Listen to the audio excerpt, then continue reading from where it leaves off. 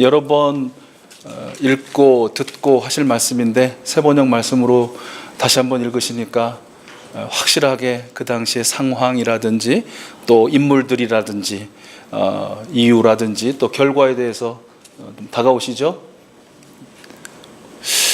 다가옵니다. 그러실 줄 알고 제가 다가오시죠? 물었는데 아무 답도 안 하시면 네, 다가오시죠? 네, 감사합니다. 저는 지난 3박 4일 동안 라이프 드레스디아스라는 그 영성훈련 프로그램에 참여하고 왔습니다. 그래서 그 영성훈련 프로그램에서는 그 시계와 핸드폰을 수거를 다 합니다. 물론 저는 이제 그 목회자로 참여했기 때문에 살짝 갖고 있었습니다만은 또 교회에서 급한 연락이 오고 그럴 수 있으니까 모든 이제 참여자들이 다 이렇게 제출을 해요. 그래서 시간이 어떻게 가는지도 모르고 또 바깥에 어떤 일이 있는지도 모릅니다. 저도 필요할 때만 잠깐 이렇게 보지 뭐 늘 볼 수 없는 상황이라서 지난 한 3일 4일 동안 어떤 일이 있었는지 이게 잘 모르고 있다가 뭐 모르지만 뭐 똑같이 많은 사건과 사고가 있었겠다라는 것은 짐작했지만 또 나와서 보니까 그 먼 나라에서 또 여행 중에 많은 사람이 죽고 또 실종되는 그런 또 참사가 있었다라는 그런 이야기를 들었습니다. 뭐 사고의 원인이 이제 조사해서 뭐 명백하게 밝혀져서 억울함이 없고 또 그들을 이렇게 또 세우는 일에 부족함이 없어야 하겠지만 많은 사고의 원인 중 역시나 가장 큰 비중을 차지하는 것은 결국 돈벌이에 집착해서 그 결과가 나타나는 생명 경시 풍조 아니겠습니까? 뭐 돈벌이만 된다면 노동자가 다치든지 어디가 절단되든지 심지어 죽든지 아무렇지도 않게 대수롭지 않게 여기는 그런 풍토죠. 또 돈벌이만 된다면 그 많은 생명들의 안전과 또 생명 뒷전일 수 있죠. 또 돈벌이만 된다면 우리 모든 인간의 생명을 존속시키게 하는 또 다른 생명들인 땅과 물과 공기를 비롯한 모든 자연 만물이 오염되는 것은 그냥 당신들이나 걱정하시오 라는 것이 되는 것입니다. 오늘 본문 말씀에도 돈벌이에 집착해서 아주 생명을 경시하고 무시하는 그런 부류들이 등장하지요. 한마디로 돈벌이에 미친 사람들입니다. 16절 말씀을 보면요, 귀신 들려서 무녀로 무당으로 살 수밖에 없던 한 여인이 등장하죠. 그녀는 사람들의 장래를 말해주는 신탁을 주는 사람입니다. 그런데 엄밀히 이야기해서는 하나님이 아니고서는 누가 사람의 장래를 말할 수 있겠습니까? 어제 지나고 있었던 이야기야 귀신도 영이니까 이야기할 수 있다고 하지만 그러나 하나님께 달려있는 내일을 이야기해 준다는 것은 사실은 그것은 허황된 것이죠. 거짓이죠. 환상이죠. 근데 사람들은 그걸 실제로도 믿는 것이고요.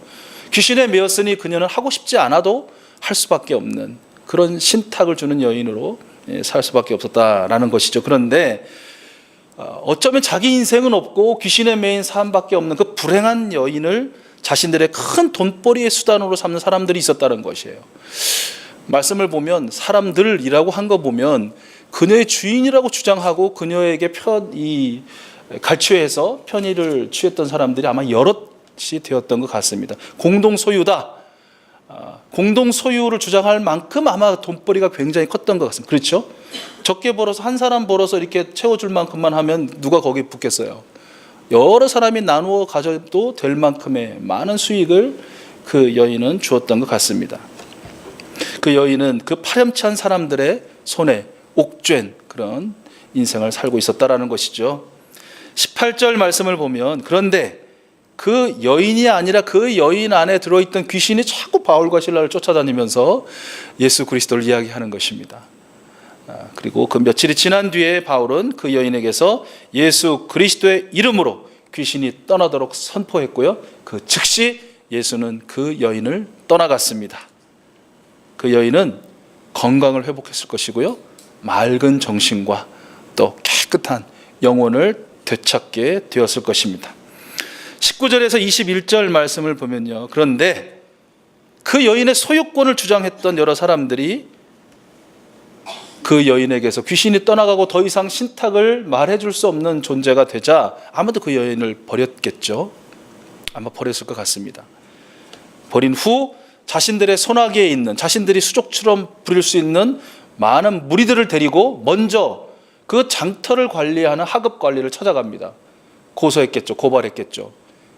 당연히 이미 뇌물을 받아 이렇게 드셨으니 치안관들, 상급 관리자에게 곧바로 그 사람들을 인계했을 것입니다.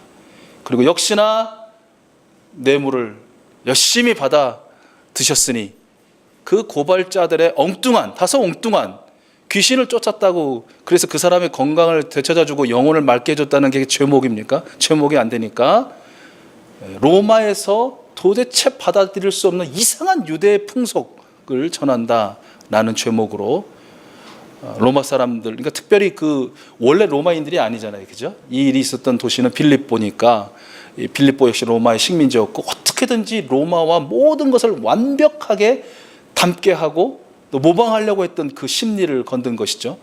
로마인으로서는 또는 로마에서는 받아들일 수 없는 이상한 풍속을 가르친다라는 제목으로 고소했고요. 그것이 죄가 안 되는 거, 그냥 또 이것을 신문하고 하루쯤 구류하고 석방해도 아무 문제가 없는 것인지도 알면서도 그 고발자들에게서 이미 많은 검은 뒷돈을 받은 것으로 보이는 그 치원관들은 바울과 실라에게 아주 무거운 태형을 주고, 그리고 감옥에서도 가장 더럽고 빛이 들지 않는 깊은 감옥에, 그리고 아마 발, 손, 목에까지 쇠고랑을 치었을 것입니다.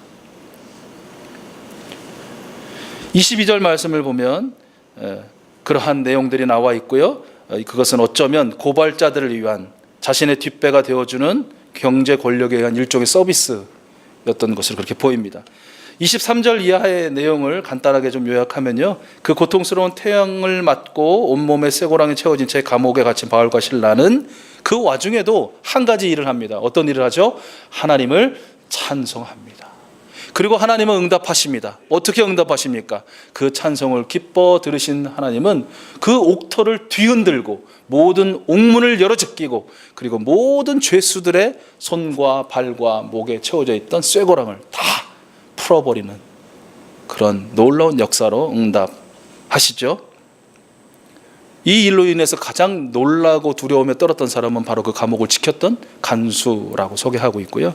그 간수는 스스로 극단적인 선택을 하려 하다가 바울과 실라가 말리고, 오히려 이 놀라운 기적과 같은, 이 표적과 같은 일에 어떻게 하면 도대체 내가 당신들이 말하시는 그 구원을 받을 수 있습니까? 라고 묻고 예수 그리스도를 믿으라는 바울의 권면에 기꺼이 예수님을 영접하고, 또 자기 집으로 가서 모든 사람들, 모든 가족들도 다 함께 예수님을 영접하게 하고, 그 일로 인하여 하나님을 크게 기뻐하는 그런 일이 있었다라는 것으로 오늘 이 사건이 마무리되고 있습니다. 우리가 말씀을 통해서 몇 가지 모습을 볼 수 있는데요, 앞에서 말씀드린 것처럼 첫째, 자신들의 돈벌이, 아주 돈벌이에 미쳐서 생명을 착취하는 인간들, 소위 아주 오염된 경제 권력이라고 할 수 있죠. 또 그들에게 뇌물을 받아 챙기며 뒷배를 봐주는 인간들, 아주 작은 하급 행정 권력부터 재판장 역할을 하는 사법 권력의 검은 커넥션, 이게 요즘 말인지 일인지 2000년도 훨씬 지난 그때 일인지 모를 정도로 여전한 그런 적나라한 모습을 우리는 볼 수 있습니다. 두 번째는 그로 인해서 착취당하는 불쌍한 한 생명, 특별히 여인, 그리고 그 여인을 치유하고 그녀에게 참 자유를 주었다는 이유로 부당한 대우와 고통과 고난을 당하는 바울과 실라라는 하나님의 사람들을 또 우리는 볼 수 있습니다. 그리고 셋째로 그 한 여인을 위하다가 부당한 고난을 받은 바울과 실라를 통하여, 하나님의 사람들을 통하여 그녀와 간수의 가족들까지 다 구원하시는 전능하신 하나님을 우리는 볼 수 있습니다. 여기 기록되지 않았지만 그 귀신이 나간 그 여인 어떻게 됐을까? 그리고 그 고발자들, 이 왼수들 이거 어떻게 됐을까? 여러분 한번 상상해 보시죠. 어떻게 되었을 거라고 생각이 되십니까?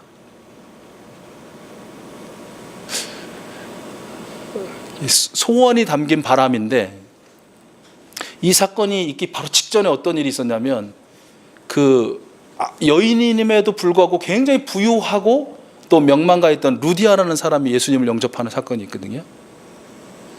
바로 그리고 이것이 이어진 거 보면 어떻게 보면 어떤 분들은 가장 이게 뭐죠 상층 계급이라고 해야 되나 조금 높은 계급에 있는 계층인 루디아 그리고 바로 그거하고는 정반대로 극단적인 가장 최하층민으로 살 수밖에 없는 노예였던 이 여인의 이야기를 대비시켜 놓은 것. 하나님의 구원은 저 끝부터 이 끝까지 저 높은 곳에서부터 저 아래까지 온 세계에 충만하다 이런 것들을 또 보여준다라고 말씀하시는 분도 계신데 어쨌든 저는 이 건강을 되찾고 영혼이 맑아진 여인을 루디아가 이렇게 거두어서 함께 하나님의 나라를 또 경험하며 살지 않았을까라는 그런 행복한 상상을 해보고요. 이 고발자들 이것들은 아마 어디 가다 꼬꾸라져 가지고 뼈가 부러지든지 어떤 글쎄 있기를 바라는데 정의로운 어떤 관리가 나타나서 그 비리 조사가 다 돼가지고 그것들을 한꺼번에 그냥 뭐 꿰듯이 그냥 확 깨가지고 다 그냥 감옥에 그 바울이 갇혔던 감옥에 그냥 갇히는 그런 행복한 상상을 한번 해봅니다. 어쨌든 여러분의 상상과 비슷한가요? 네, 감사합니다. 뭐 지금 이 시간 그 정신의 상상이 바로 되실 것 같지는 않은데 그래도 어쨌든 우리는 이 말씀을 통해서 두 가지의 어떤 하나님의 마음 알 수 있고요. 음성을 들을 수 있을 것 같아요. 하나는 썩어지고 사라져버릴 물질, 우리가 돈이라고 부르는 그 물질이 아닌 생명의 창조주의 주인이신 하나님 편에 서라. 물질 편이 아닌, 돈 편이 아닌, 만몬 편이 아닌 하나님 편에 서라. 그리고 또 한 가지는 권능과 사랑으로 생명을 구원하시는 하나님의 복음의 통로로 살아라. 하나님 편에 서고 하나님의 통로로 살라는 그런 하나님의 명령을 듣습니다. 우리 익숙수 가족들 모두가 하나님의 편에 서시고 하나님의 복음의 통로가 되셔서 생명구원의 하나님의 역사를 이루어드리는 귀한 하나님의 자녀요 또 종이요 예수님의 제자들이 될 수 있기를 축복합니다. 어떤 이런 것과 연관해서 오늘이 아까 제가 시작하면서 말씀드린 것처럼 우리 총회가 여타 연합단체와 함께 지키는 환경주일이니까 이 생명을 어떤 인간에 한정하지 않고 하나님께서 지으신 모든 자연 만물까지 좀 확장시켜서 살펴보자라는 것이죠. 조금 간략하게 살펴보겠습니다. 우리 총회는요, 특별히 지난 몇 해 전부터는 환경주일 앞에 어떤 명사 두 개를 붙여가지고 같이 부르고 있습니다. 그것은 경건절제 환경주일이에요. 우리 같이 한번 해볼까요? 경건절제 환경주일. 경건절제 환경주일. 그러니까 뭐 환경주의를 지키는데 아마도 그냥저냥 기념하니까 아마 경건과 이 절제라는 키워드를 넣어서 이 부분에 대해서 조금 더 깊이 생각하고 또 돌아보고 뭔가 좀 변화시킬 수 있는 것들은 변화시키고 또 새롭게 도전할 수 있는 부분들, 실천할 수 있는 부분들은 그리하자라는 취지가 아닌가 그렇게 생각을 해봅니다. 여러분 생명의 범주 어디까지를 생명으로 칠 것인가 다 사람마다 다르겠죠, 그죠? 저는 몇 해까지 그 강아지를 제가 생각하는 생명의 범주에 둬야 될지 말아야 될지 고민했었습니다. 왜냐하면 30년 동안 못 먹었던 거를 31년째 인생부터 먹기 시작했거든요. 우리 교회 부장님이 먹여주시는데 그걸 안 먹을 수가 없어갖고 먹기 시작했는데 먹어보니 먹을만 해가지고 아무튼 이게 그러니까 제가 막 마음대로 막 먹을 수 있는 거를 이걸 어떤 존귀한 생명의 범주에 넣는다는 거는 사실 좀 고민이 되잖아요. 그런데 이 말을 들으면서도 막 이렇게 막 분이 올라오시는 분 계시죠. 반려견과 이미 막 수십 년을 사신 분들, 정말 생명보다 더한 생명, 어쩌면 또 가족보다 더한 가족으로 사신 분한테 반려견이란 뭐 당연히 생명의 범주에 들어오죠. 또 화초를 가꾸시는 분들도 계십니다. 아주 뭐 고상한 그런 취미라고 할까요? 그런 분들한테는 사실은 돌보시는 풀 한 폭이 생명의 범주에 당연히 들어갈 겁니다. 그렇지 않겠습니까? 그러나 저한테는 풀 한 포기는 또 생명의 범주에 그 경계에 또 들 수도 있습니다. 어쩔 때는 또 들 수도 있고 저 집에 있는 풀은 생명의 경계 안에 들어오고 제 집에 없는 거는 생명의 그 범주 밖에 또 이렇게 되어지는 것이죠. 그러니까 생각해 보면 이걸 생명의 범주 안에 들어야 되냐 말아야 되느냐 그 가치를 누가 판단하면 저예요. 나예요, 나. 내가 생각할 때 중요한 건 이거 생명의 가치가 있는 것이고 내가 볼 때 이게 아니면 그게 아닌 거예요. 이거는 꼭 생명의 범주에 들어와야 되고 저거는 생명의 범주에 안 쳐도 그냥 소홀히 대하고 뭐 때로는 좀 막대하고 그냥 뭐 무관심에도 관계없는 것들로 하는 경우가 많더라는 것이 여러분들도 아마 저와 그렇게 크게 다르지 않으리라고 생각합니다. 그러나 여러분 아시죠? 그것은 엄청난 잘못입니다. 그 나아가서는 죄악입니다. 왜 그렇습니까? 생명의 범주를 이미 정하셨고 정하신 분, 그분은 하나님이십니다. 왜 하나님이시죠? 생명의 창조주이시기 때문에 그렇습니다. 생명의 주인이시기 때문에 그렇습니다. 생명의 구원자이시기 때문에 그렇습니다. 그 모든 생명의 아버지가 되시기 때문입니다. 그런데 우리는 아무것도 아닌 존재가 이건 생명 저건 안 생명, 이건 안 생명 저건 생명 한다는 것이 얼마나 우스운 일입니까? 잘못된 일입니까? 하나님께 가장 늦게 창조되어 먼저 창조된 그 선배된 창조물들의 이름을 하나하나 다 지어준 우리 인간은, 우리 사람들은 그 모든 생명들과 더불어 살고 그들을 보호하고 또 그들을 관리하고 또 그들을 지키는 그러한 청지기로서 하나님께 불림을 받았고 또 세워진 것입니다. 하나님은 생명의 주인이시요 우리는 생명의 청지기라는 것이죠.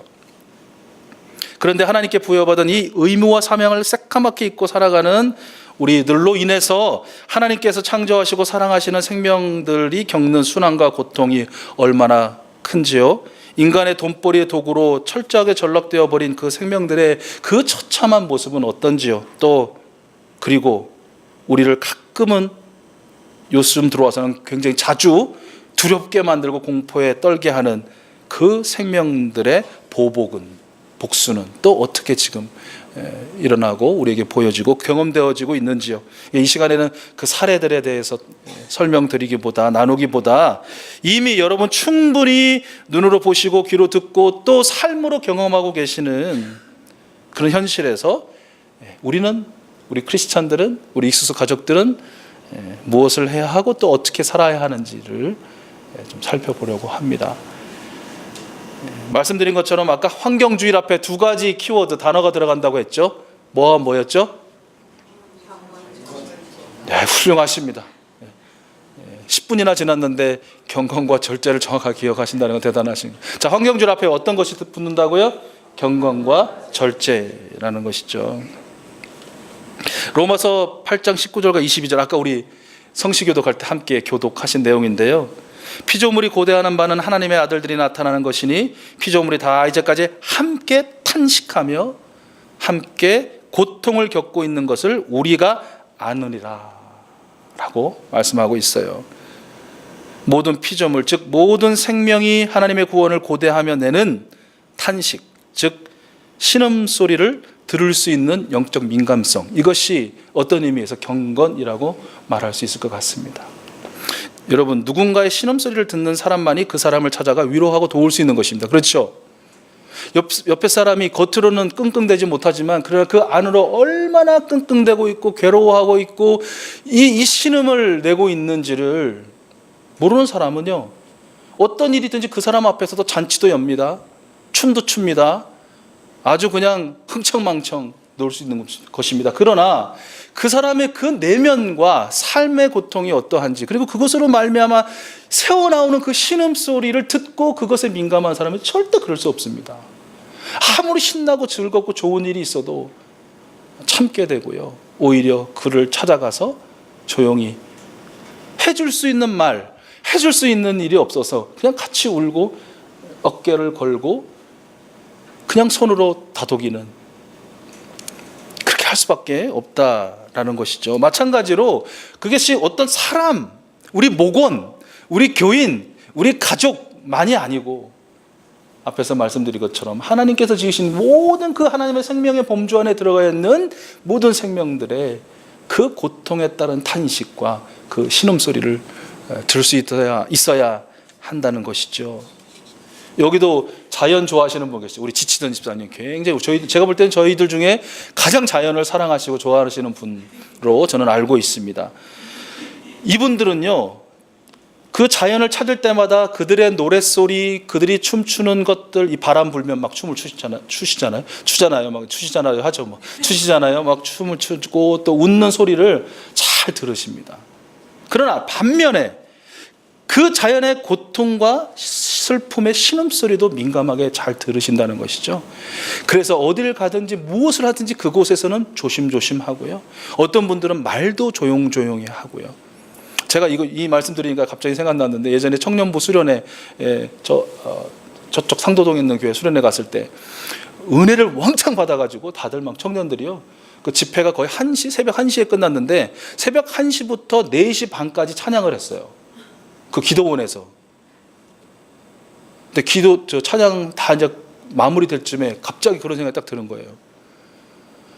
이 나무 잘 시간에 그 산 안에 있었거든요. 화천, 그 강원도 사천 산골짜기 안에 들어있는 수련원인데, 우리야 은혜 받았다고 좋다고 막 앰프 풀로 틀고 막 그냥 뭐 하고 막 드럼 제껴치고 막 하지만,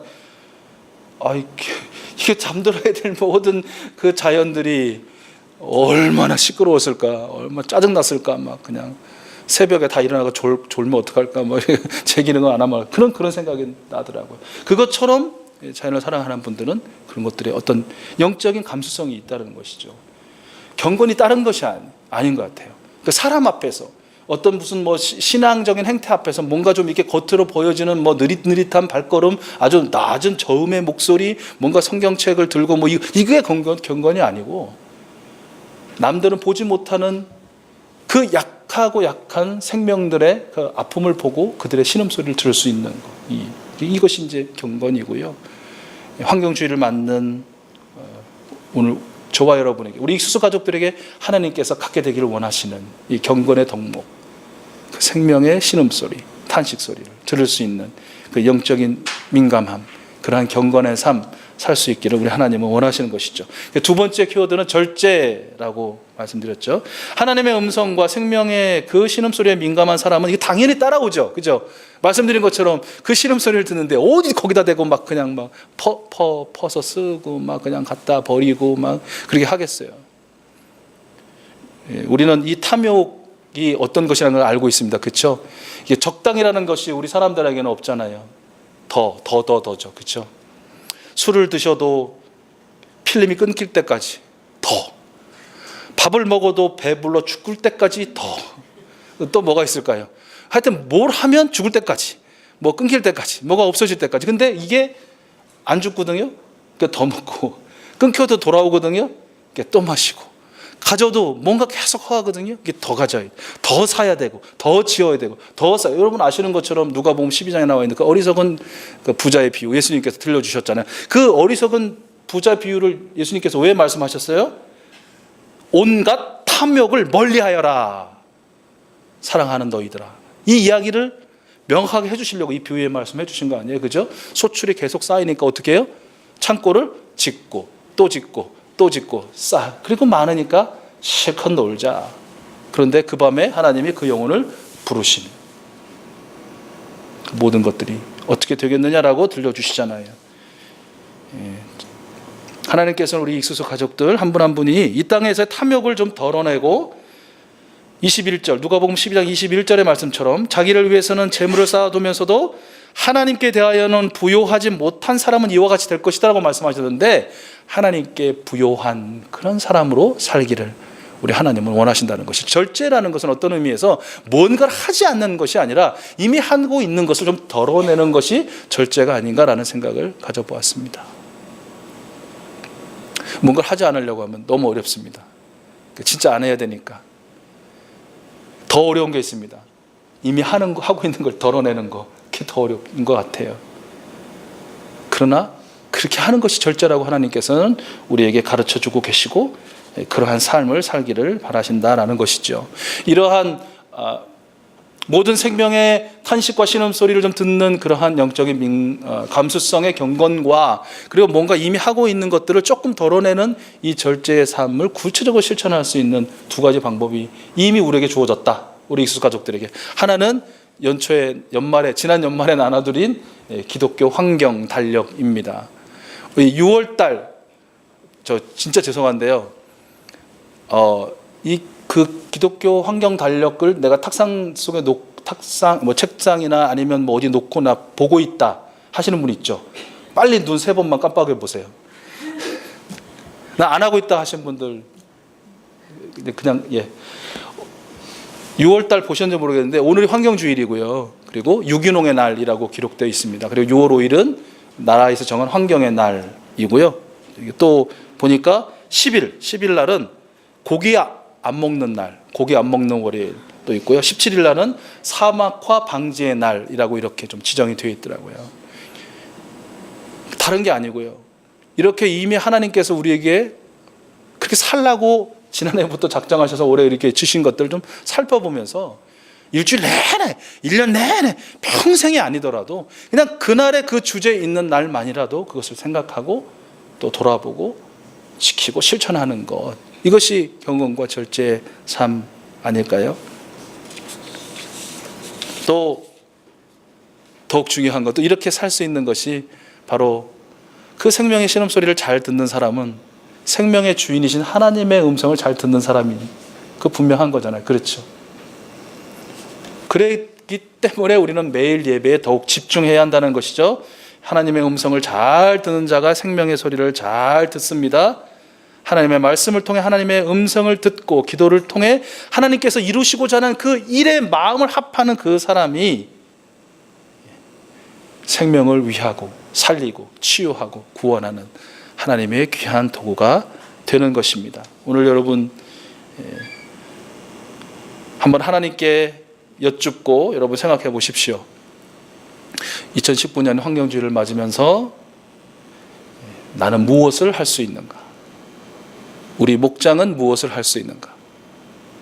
우리 교회는 무엇을 할 수 있는가? 말씀을 좀 몇 가지로 정리하고 마치겠습니다. 첫 번째, 생명의 범주에는 인간만이 아니라 하나님께서 창조하신 모든 피조물이 포함된다. 두 번째, 모든 생명은 나를 위해 존재하는 것이 아니라 하나님을 위해 존재한다. 세 번째, 하나님은 나를 생명의 착취자로 세우신 것이 아니라 생명을 위한 청지기로 세우셨다. 네 번째, 청지기의 사명은 주인의 명령 따라 생명을 보존하고 생명을 관리하고 생명을 살리는 것이다. 마지막 다섯 번째, 생명의 청지기로 사는 것은 매우 불편한 일이고 때로는 비웃음과 비난, 부당한 대우를 받기도 될 수 있는 일이다. 그러나 하나님께서는 경건과 절제를 통해 생명을 위한 청지기로 사는 우리를 사용하셔서 오늘 이 땅에 생명의 치유와 생명의 구원을 이루신다라는 것입니다. 그 주인공들이 이곳에 계시는 우리 모든 익수 가족들이 되실 수 있기를 축복합니다.